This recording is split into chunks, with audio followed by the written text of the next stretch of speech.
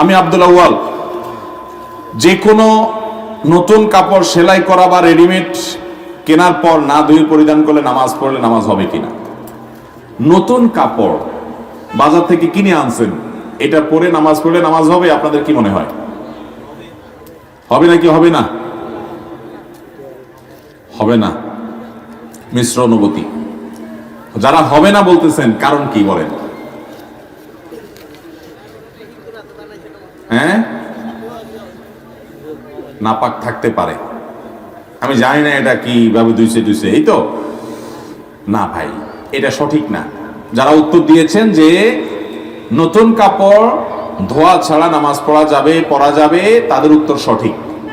হ্যাঁ, স্বাস্থ্যগত কারণ বিবেচনা করে আপনি ধুইলেন সেটা ভিন্ন কথা, যে মার খসখসে অথবা জীবাণু থাকতে পারে ইত্যাদি ইত্যাদি, সেটা ভিন্ন বিষয়। বাট পবিত্র অপবিত্রতা যদি প্রশ্ন তোলেন, তাহলে আমি বলবো একটা কাপড় বাজার থেকে কিনে আনছেন কিংবা সেলাই করে আনছেন দর্জির দোকান থেকে বা রেডিমেড কিনে আনছেন, এই কাপড় পরে আপনি ডাইরেক্ট নামাজ পড়তে পারবেন, এটা ধোয়া কোনো জরুরি না, বিশেষ করে যদি এটাতে কোনো নাপাক দেখা না যায়। কারণ কোনো নাপাকের আলামত যদি না থাকে, গন্ধ নাই, নাপাক দেখা যায় না, তাহলে ওটা পাক। অহেতুক সন্দেহ করে খুঁতখুঁতের স্বভাবের কারণে ওটাকে নাপাক ধরা যাবে। আপনি যদি দেখেন যে হ্যাঁ নাপাক লেগে আছে, তাহলে যে জায়গা নাপাক লেগে আছে সেই জায়গা ধোবেন, ভিন্ন কথা। কিন্তু কে ধুইছে, কোত্থেকে ধুইছে, আদৌ ধুইছে কিনা, এটা পাক না নাপাক, যেহেতু নাপাকের কোনো আলামত নাই, অতএব এটাকে পাক ধরবেন। কথা কি বুঝাতে পারছি? বিধায় নতুন কাপড় অথবা সেলাই করে আনছেন দর্জি দোকান থেকে, সেই সমস্ত কাপড় চোপড় এগুলো আপনার সরাসরি পরা যাবে, নামাজ পড়া যাবে, কোনো অসুবিধা নেই। তবে ধুয়ে নিতে পারলে স্বাস্থ্যগত দিক থেকে নানা দিক থেকে ভালো হতে পারে, সেটা ভিন্ন বিষয়। আমরা যখন ওয়াশরুমে বালতির পানি দিয়ে গোসল করি, তখন ওয়াশরুম ছোট হওয়ার কারণে গোসলের ছিটা পানির বালতিতে পড়ে। যদি ফরজ গোসল হয়, তাহলে কি বালতির অবশিষ্ট পানি নাপাক হয়ে যাবে? এক্ষেত্রে শরীয়তের হুকুম কি? খুব দরকার এটা প্রশ্ন। ছোটখাটো গোসলখানাতে আজকাল আমরা গোসল করি, তো বালতিতে পানি আছে, ধরেন ভালো পানি, আপনি ঝর্ণাতে পানি গোসল করতেছেন অথবা মগ দিয়ে গোসল করতেছেন, বালতিতে পানির ফোঁটা পড়তেছে, তো ছোটখাটো যে ফোঁটাগুলো পড়ে এর কারণে কি হবে না? বালতির পানি নাপাক হবে। বালতিতে যদি নাপাক পড়ছে, ডাইরেক্ট নাপাক পড়ছে, আপনি দেখছেন সেখানে এক ফোঁটা দুই ফোঁটা নাপাক পড়ছে, তাহলে সেটা নাপাক হয়ে যাবে। কিন্তু গোসল করতেছেন, সেখান থেকে ছিটা পড়ে পানি গেছে, এর কারণে বালতির পানি কি হবে না? নাপাক হবে। এরপরে প্রশ্ন হলো, কোরআন সুন্নাহ অনুযায়ী মেয়েদের শরীরের কতটুকু অংশ ঢেকে রাখা ফরজ? আল্লাহ রাব্বুল আলামিন মেয়েদেরকে বলেছেন, ওয়ালা ইউবদিনা যিনাতাহুন্না ইল্লা মা যাহারা মিনহা, মেয়েরা তাদের পুরো শরীরের সকল সৌন্দর্য ঢেকে রাখবে। অতএব সৌন্দর্য বলতে যা সেটা তারা ঢেকে রাখবে।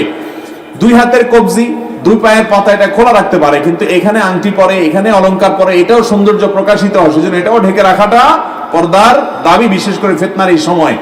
চেহারা মুখমণ্ডল সে কাপড় দিয়ে টেনে চলার মতো করে খোলা রাখতে পারে নিচে থেকে, কিন্তু প্রদর্শন করবে না, কারণ এখানে সাজগোজ করা হয়। আল্লাহ তাআলা সৌন্দর্য ঢাকতে বলেছেন, সৌন্দর্য প্রকাশ হয়ে যায়।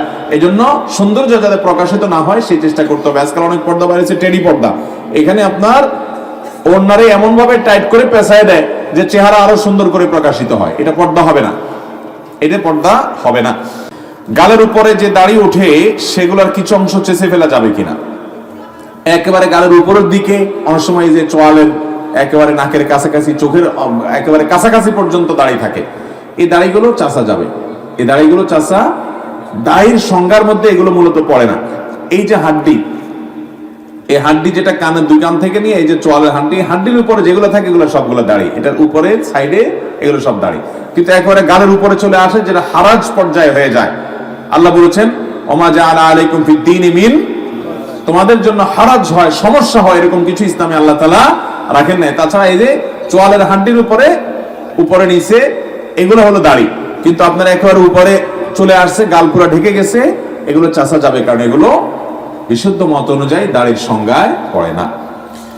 এরপর প্রশ্ন হলো, আমি হারাম সম্পর্ক থেকে অনেকদিন যাবৎ বের হয়েছি, কিন্তু যখন আমার এই হারাম সম্পর্ক ছিল তখন আমি সে মেয়ের থেকে কিছু টাকা নিয়েছি, এখন আমার কি সেই টাকাগুলো তাকে ফেরত দিতে হবে? আর যদি দেওয়াই লাগে এবং সে যদি না নেয়, সেক্ষেত্রে কি করা উচিত? আমরা জানি মেয়েরা ছেলেদের থেকে নেয়, কিন্তু এই লোক দেখা যাচ্ছে মেয়ের কাছ থেকে নিছে, ডেঞ্জারাস পাবলিক মনে হচ্ছে।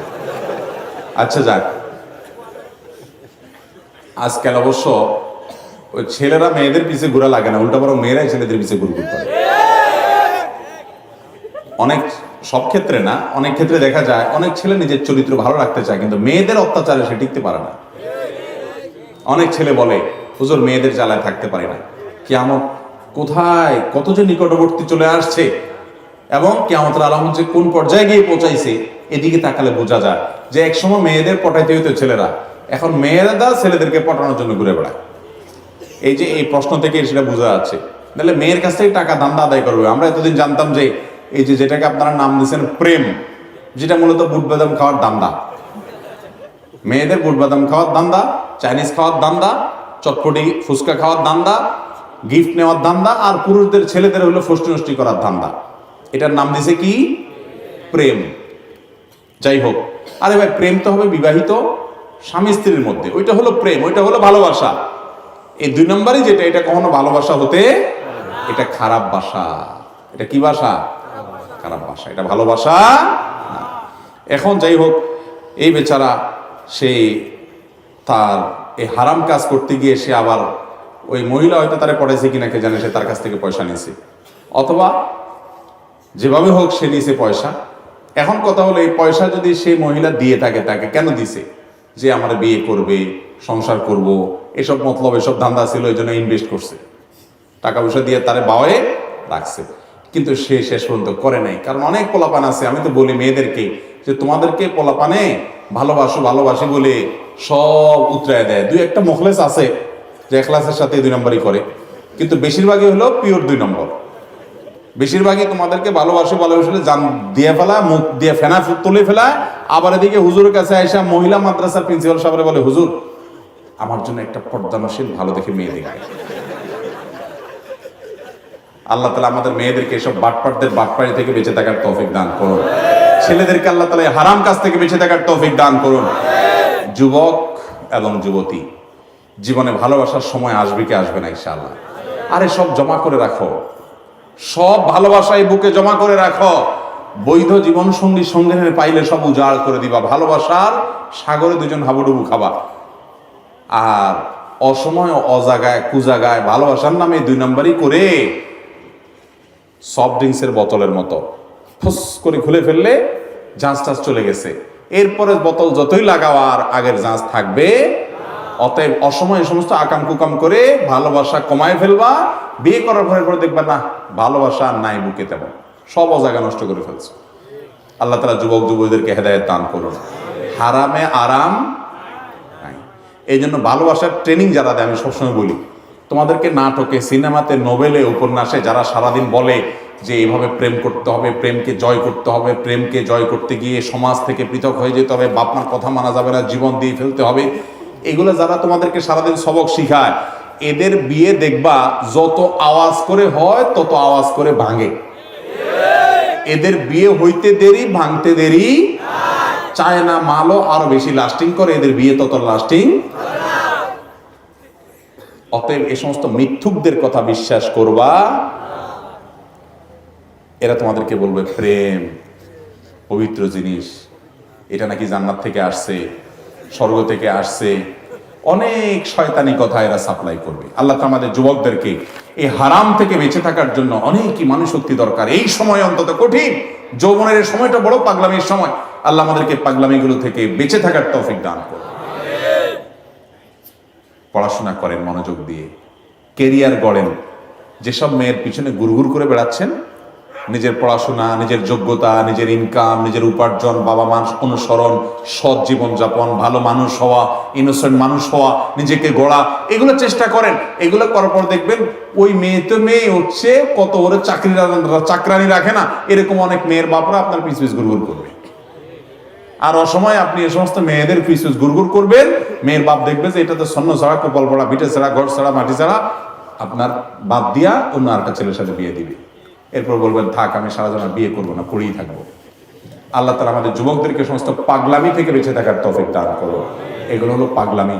আল্লাহ যৌবনকাল সম্পর্কে জিজ্ঞাসাবাদ করবেন, যুবক তোমার যৌবনকালে কি করছো, আকাম কুকাম করে আসছো, আল্লাহর কাছে জবাবদিহি করা যাবে না। এই যৌবনকে হারাম কিছু থেকে আমরা পরিচ্ছন্ন রাখার চেষ্টা করবো তো ইনশাআল্লাহ। এখন প্রশ্ন হলো, ওই মহিলার থেকে পটায় মেয়ের কাছ থেকে তুমি টাকা পয়সা নিছো, বেচারে বিয়ে করবে সে আশায় দিছে, তাহলে তুমি এই টাকাটা ফেরত দেওয়া উচিত। এই টাকা তোমাকে ফেরত দিতে, এগুলো সে অনেকটা বিশেষ আশায় তোমাকে দিয়েছে, অথবা নেওয়ার সময় তো কেউ আর এরকম ডাইরেক্ট আল্লাহর রাস্তায় চায় না, বেহায়া যে সেও তো হাওলাতের কথা বলেই চায়। অতএব তুমি হাওলাত বলে নিছো, এরকমই হওয়ার কথা। যদি সেটাই হয় তাহলে তো হাওলাত তোমাকে অবশ্যই পরিশোধ করতে হবে। আর যদি গিফট পারস্পরিকভাবে দিয়ে থাকো একজন অন্যজনকে, তাহলে সেক্ষেত্রে গিফট ফেরত দেওয়া কোনো আবশ্যক নয়। তবে এমন কোনো গিফট যদি হয় সেটা দেখলে তার কথা বারবার মনে পড়বে, আবার সে গুনাহের জগতের জল্পনা কল্পনা হারিয়ে যাবা, তাহলে ওইটা তুমি হয় ফেরত দাও, আন্দোলন অন্য কাউকে দান করে দাও, ওইটা চোখের সামনে রাখিও না, কারণ তো ওইটা তোমাকে গুনাহের দিকে আবার যেতে প্ররোচিত করতে পারে। আর নগদ টাকা পয়সা হলে যেটা নিশ্চয়ই এটা আদায় করে দাও, ঠিক আছে না ইনশাআল্লাহ? যুবকরা এই আকাম কুকাম ছেড়ে দিবেন, যারা নিয়ত করছেন হাত তোলেন। তার মানে সবার আগে ছিল। আল্লাহ তাআলা বেঁচে থাকার তৌফিক দান করুন। এরকম যুবক এখন পাওয়া কঠিন, যে যুবকের চরিত্রে কোনো কালিমা লাগে। বাবারা চাচারা এই পোলাপান তাড়াতাড়ি বিয়ে দেন, তলে তলে কত হারামে তারা লিপ্ত, বেশিরভাগ যুবকরা আপনারা জানেন না। আল্লাহ আমাদের যুবকদের তাড়াতাড়ি বিয়ের ব্যবস্থা করে দেখ, যুবতীদের তাড়াতাড়ি বিয়ের ব্যবস্থা করে দেখ, মুরব্বী চাচাদেরকে আল্লাহ তাআলা হেদায়েত দান করুক, মাদের দিলটা আল্লাহ নরম করে দেখ, যুবকদেরকে আল্লাহ কাজ করার তৌফিক দান করুক, 2 নম্বরে ছাড়ার তৌফিক দান করুক।